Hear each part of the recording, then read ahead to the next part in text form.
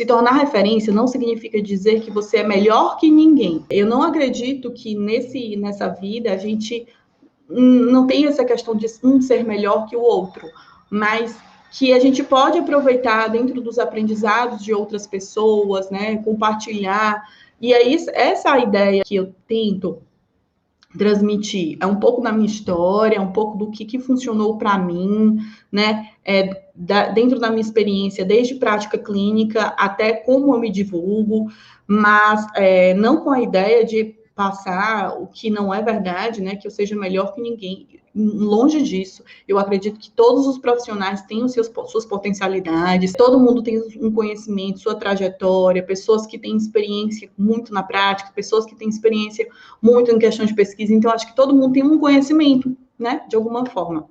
E a ideia é compartilhar com vocês e contribuir um pouco de como a gente pode, né, se tornar essa referência. O que é referência? As pessoas te enxergarem como um sujeito ou um profissional capacitado ou extremamente competente para ajudá-lo de alguma forma, né? Seja nos atendimentos com as crianças, com os filhos, seja numa orientação de pais. Agora, é óbvio que se tornar autoridade e referência exige de você também capacidade técnica, né? Não adianta só você saber fazer um bom marketing, saber se divulgar, se você não é bom no que faz.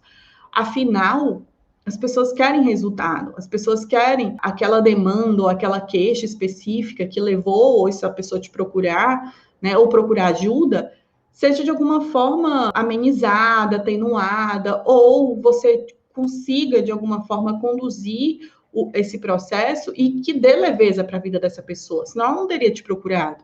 Então, você, de fato, tem que ser, né, tem que ter uma boa conduta, um manejo clínico, você tem que estudar a sua atuação. Então, por isso que o próprio, né, o método que eu criei, que é o MGM, esses 3 pilares, que é o manejo clínico, gestão de consultório e marketing digital, eles são os 3 pilares fundamentais para um profissional de sucesso.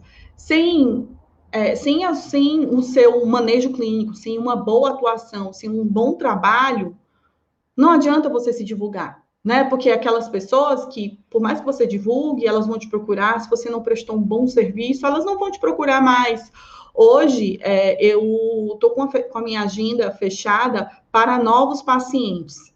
Então, eu só recebo, né, os meus pacientes antigos, então, os pais que eu já trabalhei, né, ou crianças que eu já atendi, e estou mantendo os atendimentos que eu já tenho, tá? Então, eu estou segurando, né, pacientes novos. Então, se existe uma procura, se existem pessoas que procuram um novo serviço com você, ou mais orientação, é porque você prestou um bom serviço, né? É porque você fez um bom trabalho. Senão, ela não te procuraria novamente. Então, você precisa, sim, ter uma boa conduta profissional, né, de estratégias e recursos para utilizar com esses pais e com essas crianças. Ao mesmo tempo, você tem que saber se divulgar, por isso que entra no outro pilar importante. Se você é bom profissional, mesmo você sendo um bom profissional, isso não significa dizer que você vai lotar a sua agenda, né? Isso não significa dizer que muitas pessoas vão te procurar, por mais que você seja muito bom. Porque a gente sabe que o boca a boca não é o suficiente, muitas vezes, para a gente crescer na profissão. Você pode ser ótimo, mas o boca a boca é muito lento. Então, você precisa saber executar uma boa divulgação, né? Tem que executar, elaborar uma boa divulgação para você captar esses clientes e conseguir prosperar na sua profissão. E a gestão de consultório. Quando se fala de gestão de consultório, a gente está falando sobre não é só a questão financeira, que às vezes as pessoas acham, né? Gestão de consultório é ter uma organização financeira somente? Não. Gestão de consultório é tudo que envolve uma organização de consultório. Organização de tempo, organização de documentos, né? Registro de sessões, recibos e outras ferramentas que vão te auxiliar na organização dos teus atendimentos. E quando se fala de gestão de consultório, eu não estou falando só quem atende em clínica, um atendimento presencial, não. existe um consultório online também, você pode atender somente no online. Então, isso também envolve uma gestão. Esses 3 pilares, eles são importantes para que você consiga crescer na sua profissão. E como que a gente se torna essa autoridade, né? Como eu falei, as pessoas vão te identificar como um bom profissional, vão desejar os seus serviços, vão procurar uma orientação, vão procurar que você atenda os filhos desses pais. A gente vai, na verdade, construindo isso ao longo do tempo, tá? E esse tempo pode ser muito relativo. Para algumas pessoas, isso pode durar muito tempo, anos. Para outras pessoas, isso pode durar meses. Isso vai depender de alguns fatores importantes. E aí, algum desses fatores, eles têm tem fatores que tudo depende muito de você, tá, gente? Eu digo que a vantagem da gente ser um profissional liberal é que muitos dos resultados depende muito mais da gente do que de fatores externos. Então, a gente vai precisar de muita constância das nossas ações. Você precisa de paciência. Você precisa diminuir as cobranças e as comparações, que eu acho isso muito, muito, muito importante. No início, eu tinha, assim, um hábito de olhar outras pessoas e meio que me comparar. Isso me atrapalhava muito, né? E olhar assim, nossa, fulano está crescendo, né? Tá crescendo rápido. Poxa, por que eu não tô crescendo assim? Poxa, por que eu não tô conseguindo, ainda não consegui essa quantidade de pacientes? Então, a gente tem que parar para entender que o nosso processo, ele vai ser sempre nosso processo. Então, quando a gente para de se comparar e tenta estabelecer metas curtas, né? A curtas, médio a longo prazo, e foca nessas metas, tudo vai meio que se encaixando. E que foi isso que aconteceu comigo.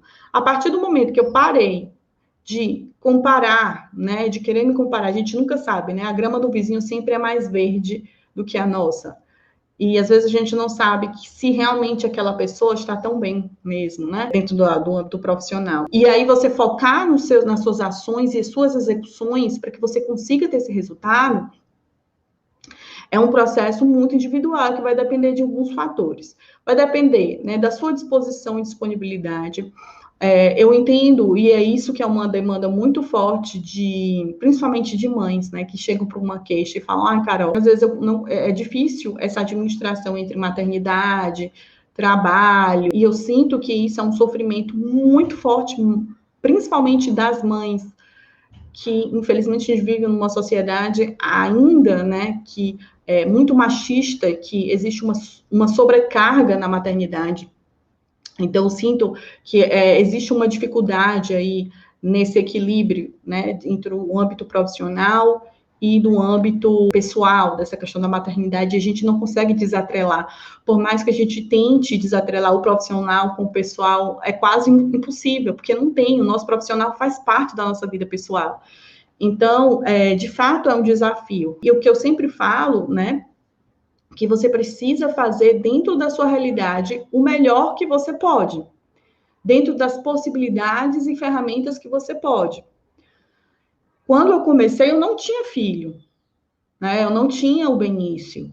E claro que agora com o Benício as coisas mudaram. Então, não é a mesma coisa. Eu não posso dizer que é a mesma coisa de antes. Não é. Mudou. Mas eu vou dar o meu melhor dentro do que é possível dentro da minha realidade. Então, a minha realidade hoje mudou pela questão da própria chegada dele e pela questão da pandemia também, que isso me atrapalha um pouco, né, nessa questão de delegar alguns cuidados com relação a ele. Então, para mim, é um desafio. Então, não tem como eu comparar, né, a minha realidade no início, quando eu comecei, com agora. Claro que hoje é bem mais complicado e vai exigir de mim um malabarismo. Então, dentro disso, eu reconheço essa limitação e eu vou fazer, dentro das minhas ações, o que é viável na minha realidade. E aí, então, eu coloco a mão na massa, eu executo, certo?